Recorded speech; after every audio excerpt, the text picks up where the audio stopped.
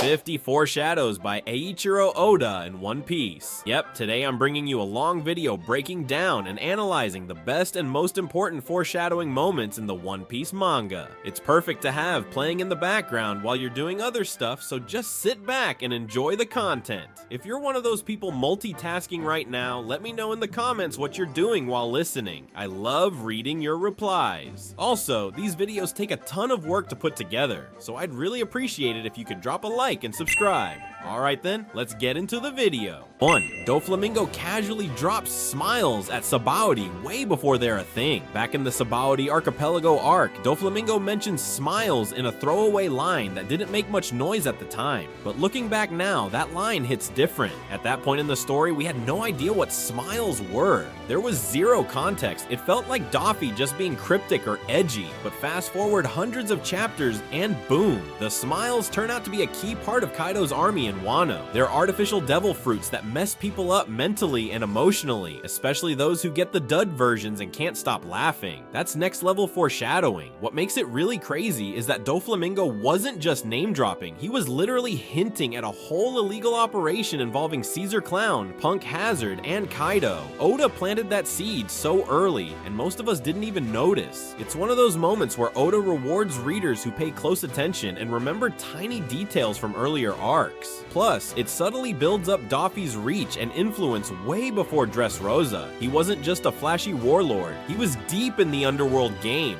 That's peak long-term storytelling right there. 2. Momonosuke says he met Roger, and no one bats an eye. When Momonosuke shows up and casually says he met Gold D. Roger, it's one of those lines that makes you go, wait, what? If you're really paying attention, everyone just kind of ignores it in the moment, assuming the kid's confused or exaggerating, but it's actually a massive piece of foreshadowing. At the time, we don't know jack about time travel in One Piece, so the idea of a kid meeting Roger feels impossible. But later, it's revealed that Momonosuke and his crew literally time jumped 20 years into the future thanks to Toki's devil fruit power. This little line ends up being one of the biggest hints to that whole reveal. It also makes you look back and realize Oda was already telling us what was going on, but in the most casual way possible. It's clever as hell. Once the time travel element is confirmed, that moment hits way harder. You realize Momonosuke wasn't just being weird or mistaken. He had genuinely been on the same ship as Roger, and that means a lot for his legacy, his understanding of the world, and his connection to major players in the story. Low-key genius foreshadowing. 3. Those creepy Revolutionary Army crows? Yeah, Karasu's the boss.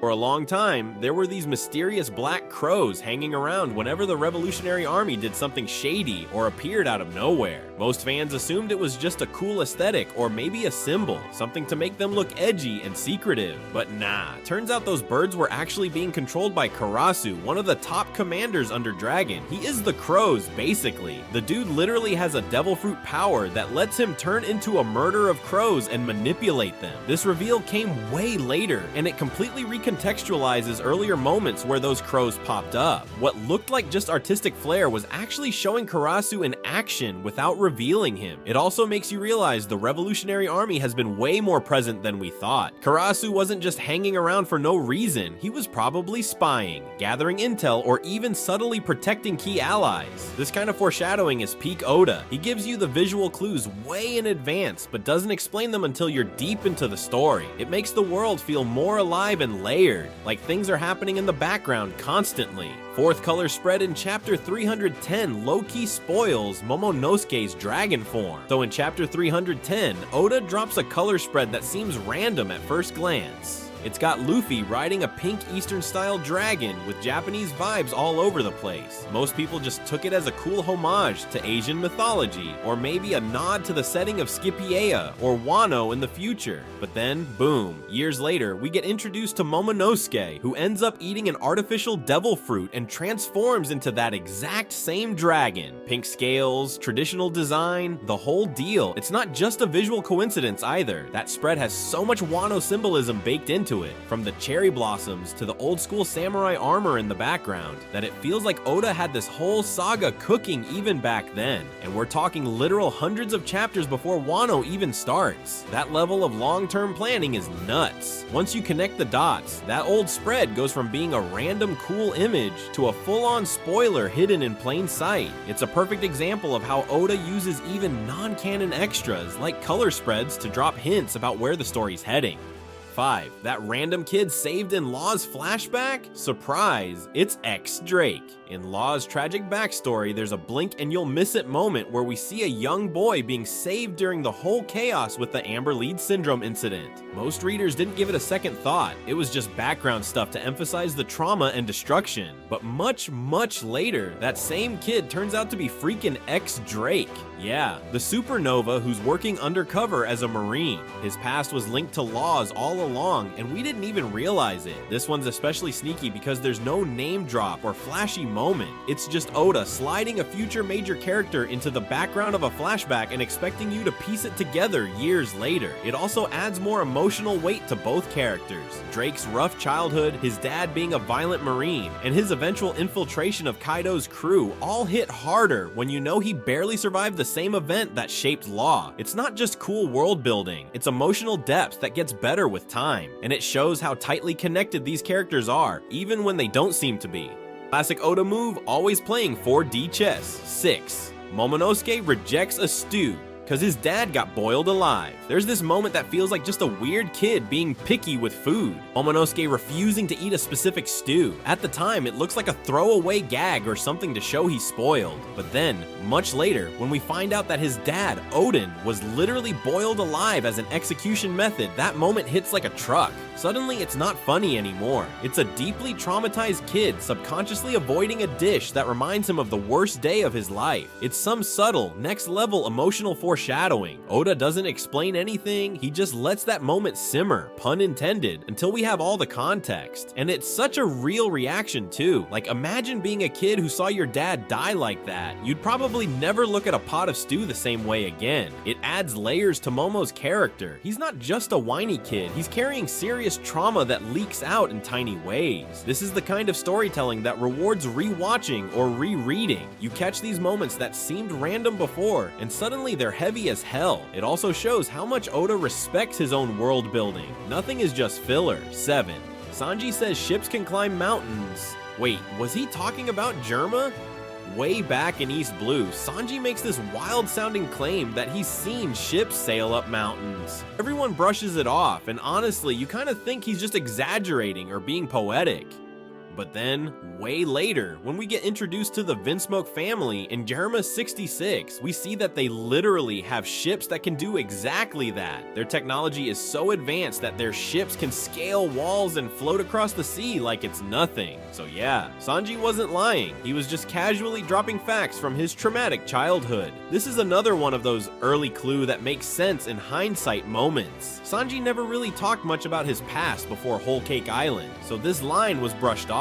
But it turns out it was a mini breadcrumb Oda left behind for future arcs. Once you know Sanji's background, that offhand comment becomes a straight up foreshadow. It also shows how even the most random sounding lines in One Piece can come back with meaning. Like, Oda treats dialogue like chess pieces. He places them years in advance, and when the board finally aligns, you're like, holy crap, that's what he meant. 8. Lola hands Nami a Vivre card, and that changes everything. Remember when Lola gave Nami a Vivre card back in Thriller Bark? At the time, it seemed kind of sweet, kind of random, just a cool souvenir from the wacky zombie arc. Lola even says something like, "This could help you one day." Fast forward to Whole Cake Island and boom. That little piece of paper becomes the group's golden ticket. Turns out Lola's mom is Big Mom, one of the Yonko, and that Vivre card literally saves their lives more than once while they're in enemy territory. It's one of those genius setups where the payoff comes way later, but makes you appreciate how tightly Oda plans things. That tiny scene goes from a cute goodbye to a critical turning point in the Straw Hat's survival. What's even cooler is that Vivre cards themselves weren't super important when they were first introduced, but this moment showed how vital they could be in the right hands. It also added depth to Lola's character, who seemed like a joke at first, but actually had royal blood. One small gift turned into a massive world-building moment. Never underestimate Oda's ability to make something that seems silly actually matter. 9. Volume 25 cover puts the future Yonko in the exact right order. This one isn't even in the manga panels. It's on the cover of Volume 25. You see Luffy, Blackbeard, Buggy, and Shanks all lined up. At the time, they're just prominent pirates or interesting characters, but years later, they all become Yonko, the 4 most powerful pirate captains in the world. And not only that, they end up being Yonko in that exact order. It's so on the nose that it feels like a joke, but it's real. This is classic Oda trolling us with art that seems random but is secretly prophetic. It makes you look at every cover and color spread with paranoia, thinking, wait, is this a future spoiler too? And honestly, sometimes it is. The fact that Buggy, who was comic relief for decades, ends up on that same level as Shanks and Blackbeard shows how unpredictable the world of One Piece is. It also confirms that Oda had long-term plans for these characters way earlier than we thought. The volume cover isn't just pretty art, it's a coded message from the future, and fans who caught it early must feel like time travelers now. 10th Kinemon hates the Punk Hazard dragon. Wonder why? When the Straw Hats run into a dragon on Punk Hazard, Kinemon totally flips out. He's not just scared, he's furious. It seems like a weird overreaction at first. Most people would run or panic, but Kinemon goes full-on berserk mode. It's only much later that we find out why. He hates dragons because Kaido, the big bad of Wano, has a dragon form, and that dude destroyed his country, killed his allies, and tormented his people. So yeah, Kinemon seeing a dragon brings up a lot of trauma. This is another sneaky emotional setup. The Punk Hazard arc comes way before Wano, and we didn't know much about Kaido back then, so Kinemon's reaction just seemed quirky or aggressive. But with hindsight, it becomes one of the rawest bits of character depth. The dude was literally facing a creature that reminded him of everything he lost. It also adds to the whole Wano setup being planted super early. Even Kinemon's behavior was a little breadcrumb about the bigger villain waiting down the line, and that's what makes One Piece so satisfying. You're always finding out that random past scenes were actually clues. 11. Canis asks God to save Skypiea, and Luffy's literally got a god fruit. In Skypiea, there's this intense moment where Canis, one of the kind-hearted locals, prays and says something like, "Please God, save us." At the time, it's poetic and symbolic, just a desperate cry for help in a situation that feels way above her head. But guess what? The guy who does show up to save everyone is none other than Luffy. And later we find out, Luffy's devil fruit isn't the Gomu Gomu no Mi after all. It's the freaking Hito Hito no Mi model Nika, aka the fruit of a mythical god of liberation. So yeah, Canis unknowingly calls out for divine help, and the actual god of freedom, Nika, comes charging in, not knowing what he is yet, but still doing what Nika's supposed to do, liberate people from tyranny. It's wild. That one line of dialogue from Canis ends up being some next level prophetic foreshadowing. Oda literally had her calling out to the future version of Luffy years before we even had a hint of that reveal. It adds a deeper layer to Skypiea too. People always saw it as a side arc, but moments like this prove it's way more important than we thought. The themes of gods, freedom, rebellion, they all connect straight to Luffy's destiny. 12. Green Bull says he doesn't need food. Dude eats with his roots. When Ryokugyu, aka Green Bull, is first introduced, one of the weirdest things he says is that he hasn't eaten in years and doesn't need to. Which is like, That's not normal, even for a Marine Admiral. Most people just chalked it up to him being eccentric. Maybe he's fasting, or just really hardcore. But later, we find out the truth. His devil fruit lets him create and manipulate plants, and he literally absorbs nutrients through his roots, like a damn tree. So yeah, turns out he wasn't being metaphorical or dramatic. He just photosynthesizes his food, like while everyone else is chowing down or cooking. This guy's out here sunbathing and sipping up minerals from the ground. It's bizarre, but very on brand brand for how creative and weird One Piece powers can get. It's another clever example of Oda giving us a heads up in a way that sounds nonsensical at first, but later makes perfect sense. And it's not just a power flex. This detail makes Green Bull more unique and visually memorable. He's not just another admiral with flashy attacks. He's a walking ecosystem, and the idea of him not needing food becomes less of a mystery and more of a smart setup with a super earthy payoff.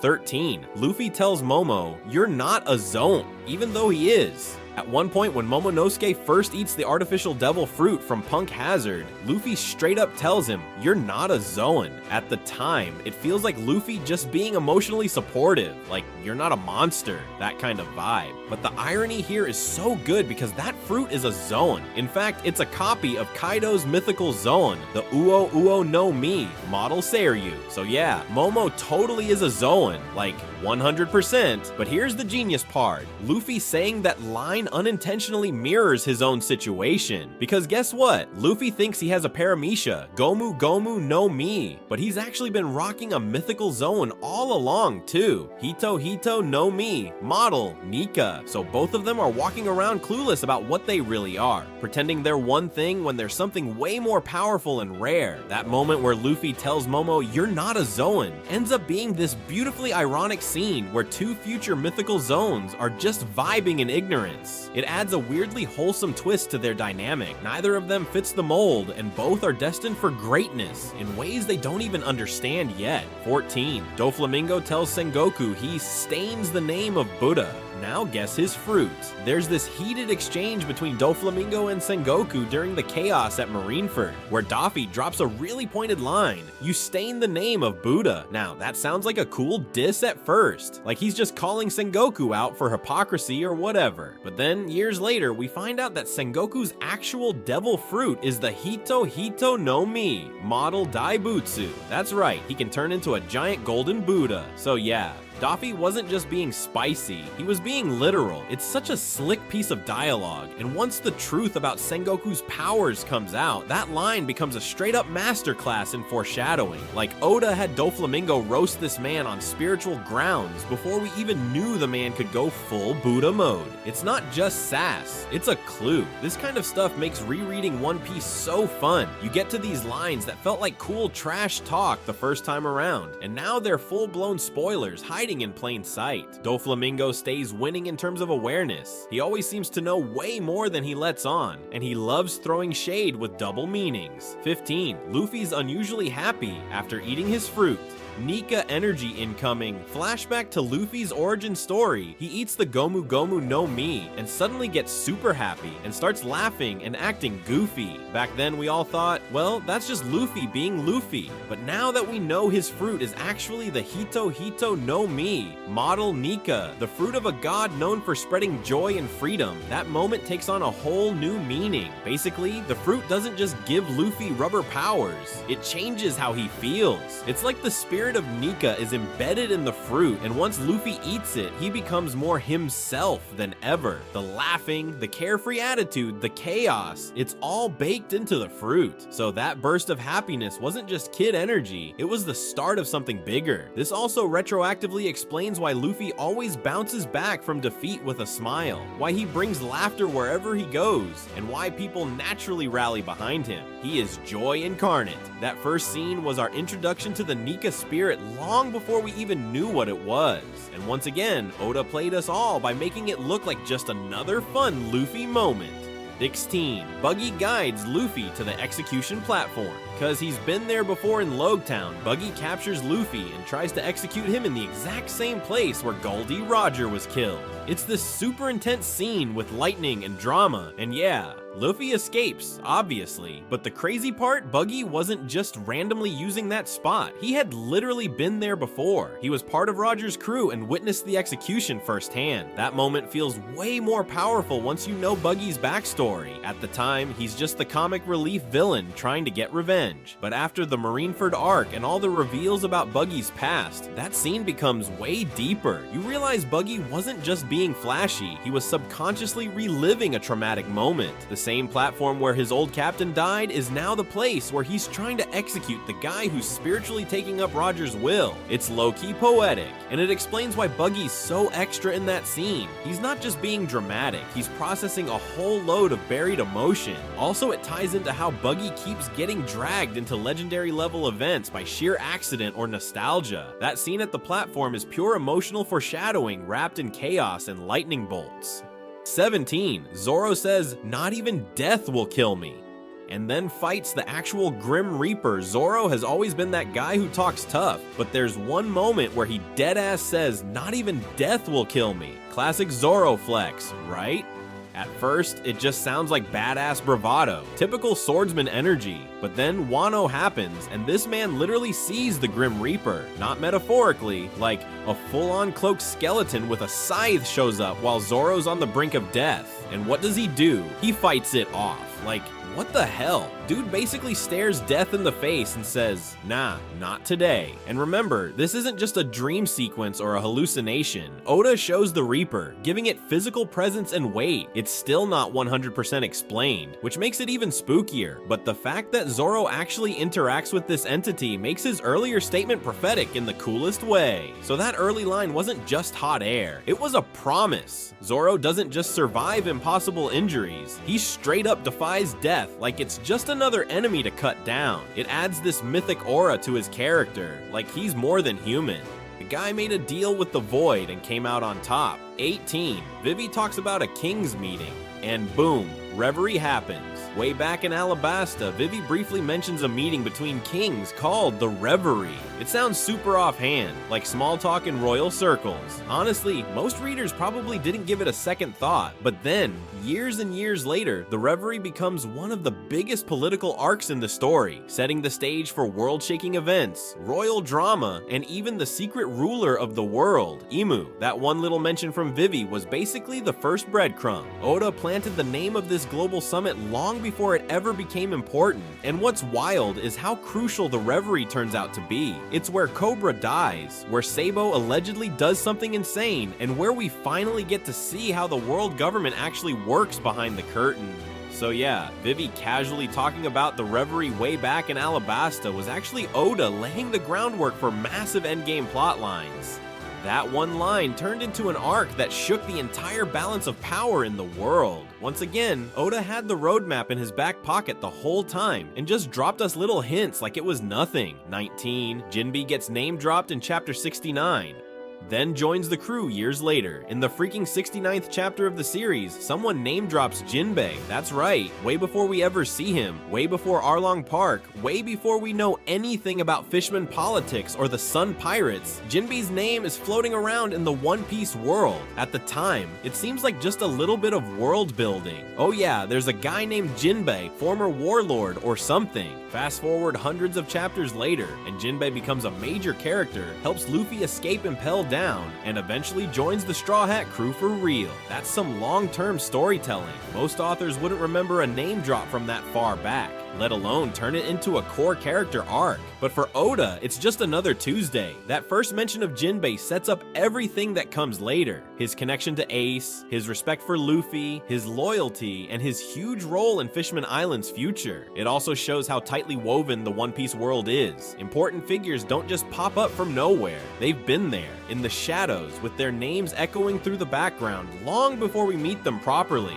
20. Sabo is chilling in Loguetown and nobody notices, okay? This one's absolutely wild. During the Loguetown arc, way before the flashbacks to Ace, Luffy, and Sabo's childhood, we see a random guy in the crowd watching Luffy's near execution, and years later, we find out that guy was Sabo. Not only is he alive, but he's been right there, watching everything unfold. It's the most stealthy, retroactive cameo ever. When you go back and reread that chapter after learning the truth, you can't help but freak out. Like, wait, how did I miss that? The clues are subtle, but the design matches, and Oda even confirmed it later. That one panel turns into a jaw-drop moment of retroactive genius. It also changes how we view Sabo's relationship with Luffy. He wasn't just reintroduced for the Dressrosa arc, he's been keeping tabs on Luffy this whole time. The fact that he was already active and watching in Loguetown means the Revolutionary Army had eyes on Luffy early on. It adds this extra layer of emotional weight to their reunion. reunion and make Sabo's role in the story feel even more earned.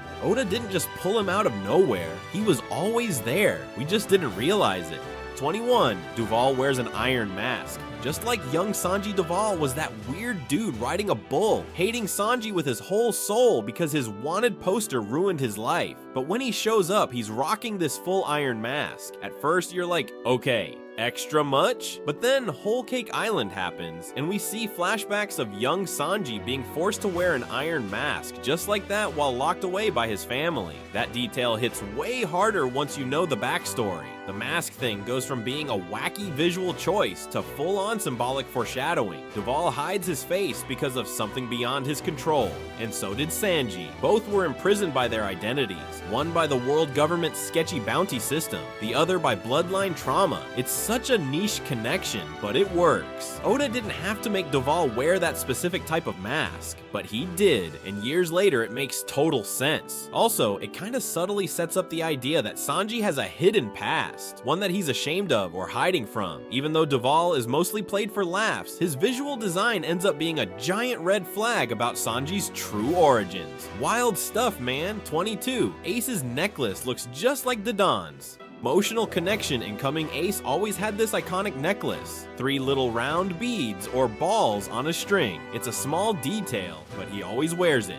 When we meet Dadan, the bandit woman who raised Ace, Luffy, and Sabo, you might not notice it at first, but she wears one just like it. Same style, same beads. Once you catch it, it's like, oh damn. It's not a flashy foreshadowing, it's emotional. It's one of those subtle visual cues that tells you there's more going on between Ace and Dadan than just she took care of him. The necklace is proof that he actually cared about her, saw her as family, and kept a part of her with him even after he left. It hits especially hard because Ace isn't the type to show affection openly. He's tough, proud, wild, but he kept that necklace on him everywhere he went, even to Marineford. So when he dies wearing it, it's not just a cool accessory being lost, it's a piece of Dadan, a piece of his childhood dying with him. And when Dadan finds out about his death, the pain feels way more real because we know she was part of his heart the whole time. Damn, Oda, chill. 23rd, Garp raised Ace as a favor to Roger. Tied to the Rock's flashback, Garp taking care of Ace always felt like one of those,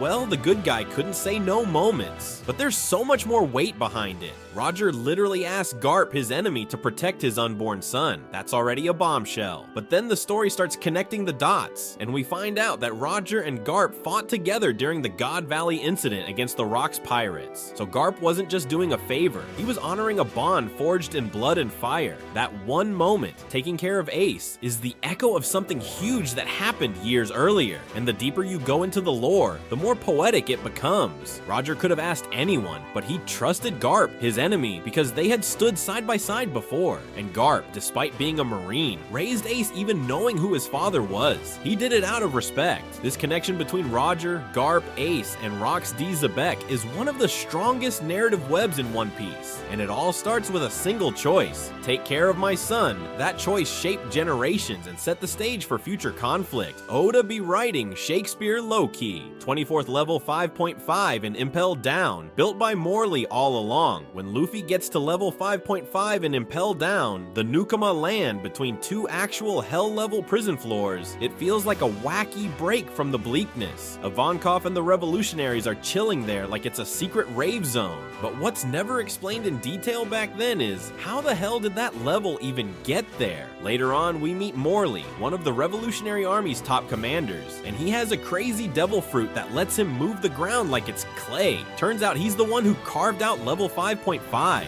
Oda doesn't throw that info in your face. You kinda have to connect it yourself, but once you do, it's like, oh, so that's how the Nukamas built an entire secret floor in a max security prison. It's another background mystery that gets explained way later, and it makes the Revolutionary Army feel even more dangerous and smart. They had an inside man, or giant, carving tunnels and Impel Down under everyone's noses. It also shows how long the revolutionary movement has been in play. They weren't just reacting to Marineford, they'd been building their network underground literally for years. Sneaky and genius. 25. Sanji smokes and serves wine from day one, hinting at his royal roots. From the moment Sanji shows up at the Baratie, dude is smooth. He lights a cigarette like it's a movie scene and serves wine like he was born in a 5-star French restaurant. Most of us thought it was just Oda going for that suave chef stereotype. But no, those mannerisms weren't just for flavor, they were clues. Later, in Whole Cake Island, we find out Sanji is a literal prince, raised in royalty, trained in etiquette, basically groomed to act high class, even though he ran away from all that. So the way he holds a wine bottle, the way he smokes with this perfect posture, that's not street swag, that's noble upbringing leaking through.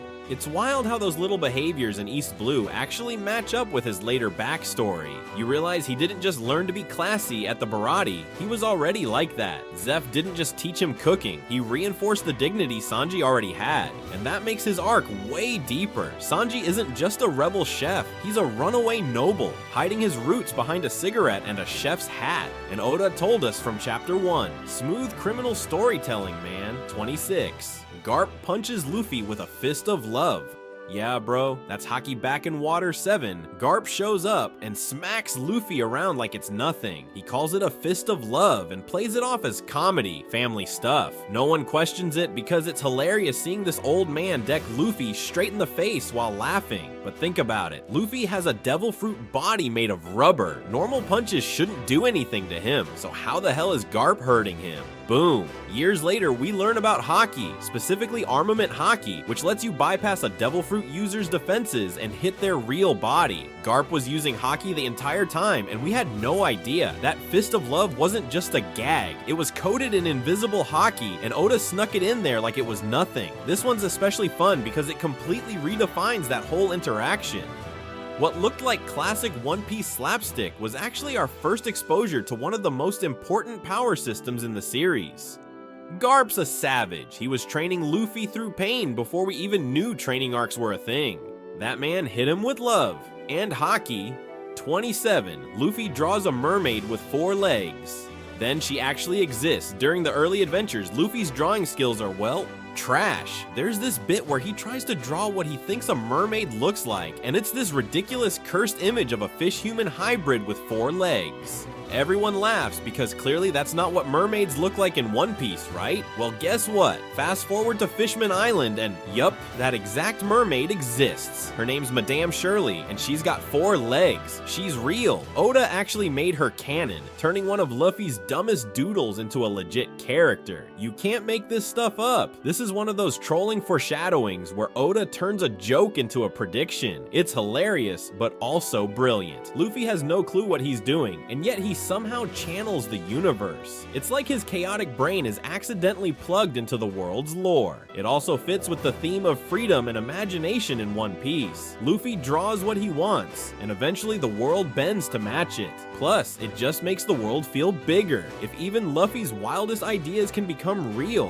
what can exist in this universe? Oda said yes to the dumbest sketch ever, and we love him for it. 28th, Luffy spots the real Mr. 3 right away. That's Observation Haki, Baby and Little Garden. The crew's fighting Baroque Works agents, and Mr. 3 pulls some sneaky clone tricks using wax figures to mess with them. Everyone's confused about which one is real, except Luffy. He walks straight up and punches the actual Mr. 3 without hesitation. No logic, no deduction, just pure Luffy instinct. At first, it seems like classic dumb luck Luffy. You know, the usual I don't think I act vibe. But once we learn about Kenbenshoku Haki, aka Observation Haki, that moment takes on a whole new meaning. Luffy's always had crazy intuition, but this wasn't just a gut feeling. He was sensing the guy's presence on a whole other level. This is one of the earliest hints that Luffy's had latent Haki abilities for years, even before he knew what they were. He just uses them naturally without thinking about it. That scene is low-key a flex. He doesn't need explanations or analysis. He just feels it. So when he starts training Haki properly with Rayleigh, it's not like he's learning from scratch. He's just refining what was already there. And that moment with Mr. 3 is a perfect early showcase of it. Oda gave us the preview. We just didn't know how to see it yet. 29th, Jabra says 2 fruits would awaken a demon, and then Zoans get weird. During Eni's lobby, Jabra starts talking some wild nonsense about how if a person ate 2 devil fruits, they'd explode or awaken a demon, or some crazy consequence. It sounds like pure speculation, and honestly, the guy isn't exactly a scholar, but later down the line, we find out there's some truth to what he said, especially regarding Zoan-type fruits. Turns out Zoans do have some kind of weird consciousness. We see it with Luffy's fruit, which is a mythical Zoan, and even with other Zoans like the elephant sword in Wano. They're not just powers, they have a will of their own. So when Jabra casually says a demon could be born, it's way more than a random myth. It's foreshadowing that some fruits literally have personalities, and might even take over their users in some cases. So yeah, Jabra accidentally dropped a bomb of lore that Oda wouldn't confirm until hundreds of chapters later. And that's the magic of One Piece. Sometimes the dumbest sounding lines end up being ancient truths in disguise. Zoan fruits being conscious adds a whole new layer of mystery to devil fruits in general. Maybe Jabra wasn't so dumb after all. 30. Coby says the exact same thing to Alvida, and Akainu Coby has had one of the most insane glow-ups in the whole series. But even back in chapter 2, he had that spark. When he finally stands up to Alvida and says, "I'm not afraid of you anymore," it's one of those classic shonen moments. A scared kid finds his courage. But here's the kicker. He says the same exact thing to Akainu during the Marineford War. Literal same line, same vibe, but the stakes massively different. With Alvida, he's risking getting bonked with a club. With Akainu, he's standing in front of the most terrifying man in the Marines during the middle of a war with bodies dropping all around, and he still says it, word for word. It's one of the cleanest full circle foreshadowings Oda has ever done. That line isn't just reused, it shows how Kobe's character never changed at the core. He was always willing to stand up when it mattered, even if he was scared. From Alvida to Akainu, it's the same courage, just leveled up. That's growth. It also shows that Oda never forgets a line of dialogue. Kobe's journey was planned from day one, and that simple phrase is proof of it. Small words, big legacy. 31. Zoro says everything has a will, and that's observation Haki talking in Skypiea. During the whole Dials and God Thunder madness, Zoro casually drops a line like everything has a will, or you can feel the breath of things. At the time, you're like, cool swordsman wisdom,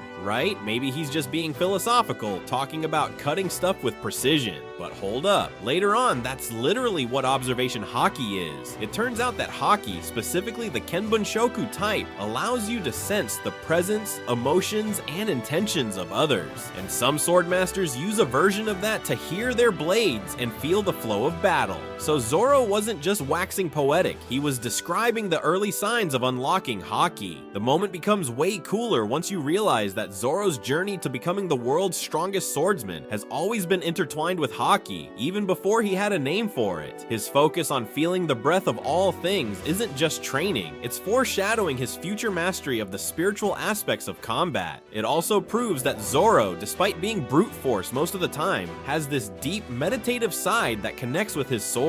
He's not just slashing, he's communicating. That's some next level swordsman lore hidden in a single quote. 32. Shanks uses Conqueror's Haki in chapter 1, before we even knew what that was, bro. Chapter freaking 1. Shanks is facing off against that Sea King that tries to eat Luffy, and he just stares it down. No sword, no yelling, no punches, just a glare, and the monster bails. At the time, it's like, damn, Shanks is scary, and that's it. But then years later, we learn about how Shoku Haki, or Conqueror's Haki, and suddenly it all makes sense. Shanks didn't intimidate that Sea King with vibes. He straight up used a legendary power that only the strongest people in the world can access. He didn't just save Luffy, he asserted dominance on a spiritual level, and we didn't even know what that was until hundreds of chapters later. That moment gets retroactively boosted to god tier status. It means that even from the beginning, Shanks was on a completely different level, and Oda, he played the long game. He introduced Haki before we even had the word for it. Subtle, effective, and absolutely masterful. Also, it makes you wonder, how many other moments in early One Piece were low-key Haki flexes in disguise? You start second-guessing everything. That's the Oda effect. He makes the first chapter relevant forever. 33rd, Sengoku tells the Marines to shoot Marco because he knows about his fruit. During Marineford, when the battlefield is absolute chaos, Sengoku orders the Marines to specifically target Marco. That might seem like random tactics at first, but nah, there's intent behind it. He says it's to tire him out, which is weirdly specific. Like, why not just try to kill him like everyone else? Well, turns out Marco's devil fruit, the Tori Tori no Mai, model Phoenix, is insanely overpowered when it comes to regeneration. Dude can tank attacks and heal instantly, meaning normal damage won't stick.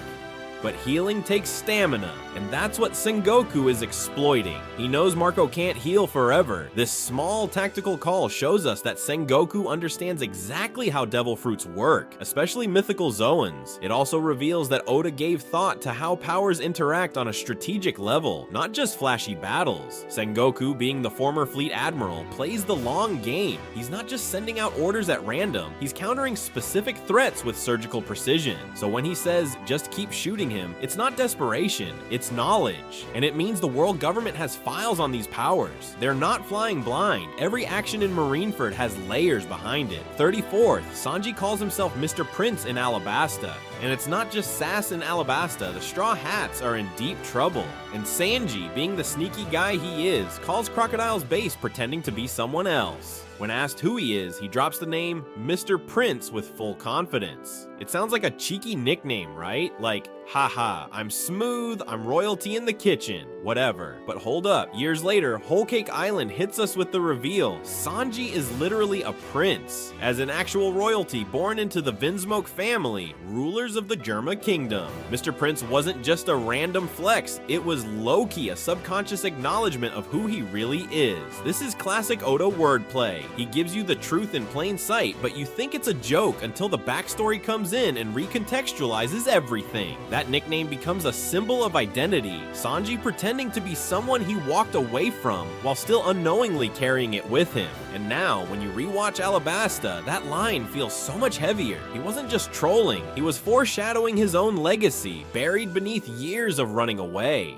Mr. Prince wasn't an act, it was a preview. 35, Garp punches Luffy again, and we still didn't know it was Haki yet. We're circling back to Garp one more time, because this man foreshadowed Haka before the fandom even had the word in our vocabulary. During post-Eni's lobby, Garp drops in and punches Luffy square in the face, again, and it hurts. Which makes no sense if Luffy is rubber and Garp is just a normal human. But by this point, we've seen it happen before. The difference now, we've been introduced to more characters with strange aura powers, like Rayleigh, who later shows Luffy how to train Haki. So when Garp keeps punching Luffy and it works, the explanation becomes clearer. He's using armament Haki. Oda was sneaking this mechanic into the series multiple times before he officially explained it. He trusted readers to catch the clues eventually, and in hindsight, Garp was probably one of the earliest consistent users of Haki in the series. He just made it look like old man strength. It adds so much depth to his character too. Garp didn't need a devil fruit, he had the strength of will and skill to go toe-to-toe with legends. And those fists of love, turns out they're also fists of spiritual dominance. Grandpa was cracked. 36, Luffy draws a weird creature, and Oda just makes it canon. So Luffy has this habit of doodling nonsense whenever he gets bored, and one time he draws this absolutely ridiculous creature. Some freakish hybrid that doesn't look like anything real. It's one of those classic gags where everyone's like, what the hell is that, bro? Fast forward a few arcs later, and that exact same creature shows up. Oda actually puts it in the story, like canon, not as a joke, as a real animal in the One Piece world. It's the kind of foreshadowing that makes you laugh and question your sanity at the same time. Like, was Luffy predicting the future? Is Oda just trolling us? Is everything in One Piece secretly important? Probably yes to all of that. What makes this one special is that it plays on Luffy's childlike creativity. He doesn't think in logic or biology. He just draws what he thinks is cool. And the world of One Piece being weird enough to match his ideas says a lot about both the setting and Luffy himself. He literally creates his own reality just by existing in it. That's Nika energy before we even knew what that was. And yeah, every Luffy sketch since then has been suspiciously sus. 37, Luffy dodges Rayleigh's attack. Cause he was smiling, this one's subtle but really powerful. During the Sabati Archipelago arc, when Rayleigh shows up and starts casually flexing his insane power level, there's a moment where Luffy dodges one of his attacks. But here's the thing, Luffy says he dodged it because Rayleigh was smiling. Like, What? That sounds like nonsense. Classic Luffy weird logic, right? Except it's not. Later on, we find out Luffy has a strong sense of observation haki, especially when it comes to reading emotions and intent. And even later, we learn about his connection to the Nika fruit, the god of joy, freedom, and yes, smiles. So that whole thing about dodging based on someone's smile suddenly makes a lot more sense. It's not just observation haki, it's Luffy's entire being resonating with that joyful, free-spirited energy. He can feel when someone's fighting with a good heart versus when they actually mean harm. Rayleigh was smiling, so Luffy wasn't in danger, and he instinctively knew that. This is low-key spiritual foreshadowing. It hints at Luffy's future as Joy Boy, and the embodiment of Nika before we even knew that was a thing. Oda's layering emotional intuition into battle mechanics, and it's brilliant. 38, Buggy says he'll become a god if Luffy becomes king, and it actually flips during one of Buggy's usual over-the-top meltdowns. He dramatically yells something like, "If that idiot becomes Pirate King, I'll be a god." It's meant as a joke. Everyone around him is laughing or freaking out, because come on, it's Buggy. He's the clown, the screw-up, the gag character. But the plot twist? Luffy starts climbing toward Pirate King status, and Buggy actually becomes a Yonko, like one of the 4 emperors of the sea. He doesn't just gain influence, he builds a whole pirate mercenary empire. People start treating him like a legend, even though he's just winging it. So yeah, that dumb line he said in frustration ends up being true. The more Luffy rises, the more Buggy's legend grows in parallel, like some cosmic joke that turned into prophecy. Oda turns comic relief into a legitimate force of nature, and that makes Buggy's character arc one of the funniest and most genius in all of One Piece. The line goes from absurd to accurate, and it perfectly captures the chaos of this world. In One Piece, clowns can become gods. All it takes is a little misunderstanding and a lot of accidental hype, and no one benefits from that more than Buggy D. Luffy. 39th, Kuma shows up after Thriller Bark's explosion, foreshadowing everything. Right after Thriller Bark gets nuked by one of Kuma's overpowered shockwaves, the dude just appears out of nowhere. No warning, no explanation. He's standing there in the aftermath like he was waiting for something. Back then it felt random, like the next big obstacle was just being introduced suddenly. But now, that moment is loaded with meaning. Later we find out Kuma's deep involvement with the Revolutionary Army, Vegapunk, and even the world government. He's not just some warlord robot dude, he's a man with a tragic backstory, massive stakes, and a plan. That moment where he shows up right after the battle, he wasn't just showing off, he was making sure things went according to plan. Whether it was checking on Luffy, protecting someone, or starting his mission to scatter the Straw Hats later on, Kuma's timing wasn't random, it was precise. It shows he's been a step ahead of the game the whole time, quietly orchestrating things in the background. This scene is proof that Kuma's story was always meant to be deeper. He wasn't just a boss fight, he was a key player moving behind the scenes. That one quiet panel in Thriller Bark suddenly feels like a page from a spy novel. 40th, Zoro absorbs Luffy's pain and becomes a walking legend. Man, this moment is just different. After Luffy gets absolutely destroyed by Bartholomew Kuma at Thriller Bark, Zoro steps in and makes a deal. He offers to take all of Luffy's pain and damage into his own body to save the crew. Kuma's like, okay bet, and Zoro absorbs it all, full stop, doesn't flinch. Then he stands there covered in blood and just says, nothing happened. It's the kind of scene that makes you stare at the page for a minute in silence. But here's the thing, this moment also acts as major foreshadowing. It proves how far Zoro is willing to go for Luffy, and it hints at the crazy pain tolerance and endurance he'll need to develop for future battles. It's also symbolic. Zoro literally takes on the burden of his captain, showing the spiritual connection between them and what it means to be Luffy's right-hand man. Plus, it's not just a loyalty moment, it's a this guy's built different kind of thing. After this scene, you believe Zoro can fight death itself, and he kinda does later on. It's the birth of the myth. No flashy power-up, just pure will. 41. Ace talks about freedom in Alabasta, and that's exactly how he dies. There's a beautiful yet heartbreaking moment in Alabasta where Ace, just casually hanging out with the crew, mentions that what he wants most in life is freedom. It's one of those classic D family lines, like Luffy's dream to live freely on the sea, doing whatever he wants. At the time, it just seems like a chill bonding moment, Ace being cool and laid back. But years later, during the Marineford War, that line comes back with crushing weight. Ace dies in the act of protecting Luffy's freedom. He throws himself in front of Akainu's attack not just out of love, but out of principle. He dies as he lived, choosing his own path. And that, ironically, is what true freedom is in the world of One Piece. Oda foreshadowed Ace's fate not just through action, but through philosophy. That Alabasta line wasn't filler, it was a thesis statement. Freedom is what drives the D's, and it's what gets them killed. The tragedy is that Ace finally had the freedom to choose his death, and he used it to protect someone else's life. That's next level narrative echo, and it hits harder the more you think about it. 42. That giant straw hat in Mary Joas. Joy Boy left his drip. During the Reverie arc, we get this super creepy silent scene in Mary Joas where Emu goes into a vault and stares at a giant straw hat. It's massive, frozen, and covered in mystery. No dialogue, just pure ominous vibes. And the fandom collectively screamed, "What does this mean?" The truth? That straw hat is probably the original hat, like Joy Boy's hat. The one that inspired everything, including Roger's journey and Luffy's dream. That scene is foreshadowing some of the deepest lore in the entire series. Joy Boy's legacy, the connection to the D-Clan, and the very meaning of the Pirate King's journey. This moment tells us that the world government isn't just hiding ancient weapons or history, they're hoarding symbols. That straw hat is more than a hat. It's the representation of inherited will, freedom, and rebellion against the system. And Emu staring at it like it's cursed? That's fear. They're scared of what it represents. It's wild because this one shot with zero dialogue ends up foreshadowing so much about Luffy's fruit, the Void Century, and the truth behind the world. Oda dropped the biggest hint in the quietest way possible. 43rd, Luffy's rhythm. That's Nika's drums of liberation. Remember those random times when Luffy's heartbeat or rhythm is mentioned? Especially in fights when people say, he's moving to a strange rhythm, or his heartbeat sounds weird. Back then we didn't think twice. Just more quirky Luffy stuff.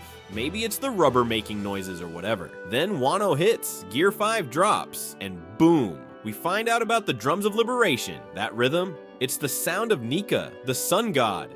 The literal beat of freedom itself. Luffy's heartbeat turning into drums is a divine sign that he's become Joy Boy's successor. And that weird rhythm people noticed? That was always the drums trying to surface. This is one of the most brilliant deep-cut foreshadowings in the series. Oda gave Luffy's combat style a musical quality from the start, bouncing around, laughing mid-battle, turning fights into performance art. And it turns out that wasn't just style. It was identity. It was destiny. Now every moment where someone mentioned Luffy's rhythm feels like a warning shot. We were witnessing the god of freedom waking up inside a goofy rubber boy, and we didn't even realize it. Absolute chills. 44. Luffy looks to the sky when Ace dies. The symbolism is brutal. Ace's death is already one of the most emotional gut punches in anime history, but there's a subtle moment right after it that most people overlook. Luffy looks up at the sky in complete silence. No scream, no rage, no flailing, just a quiet, devastated glance upward.